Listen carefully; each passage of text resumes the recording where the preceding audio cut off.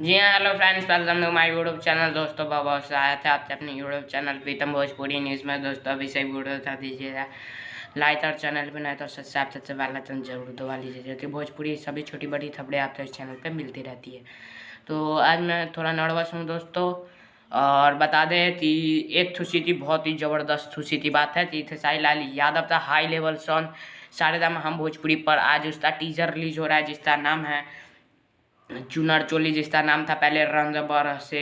सारेगामा हम भोजपुरी पर 11 बजे इसका टीजर रिलीज होगा आज, और बहुत ही शानदार गाना है। और हो सकता है इसका रिव्यू आप तो लेट से देखने को मिलेगा 2-2:30 बजे, तो आप लोग चिंता ना करें, जल्द से जल्द कोशिश करूँगा मैं वीडियो रिव्यू देने की। और कितने हाई लेवल का ये हमें टीजर से अंदाज़ा लग सकता है। तो आप लोग 11 बजे सारेगामा हम भोजपुरी पर बने रहें। जय हिंद, जय भारत। वीडियो लाइक कीजिए, शेयर कीजिए, कमेंट कीजिए, चैनल पर नए तो सब्सक्राइब कीजिए।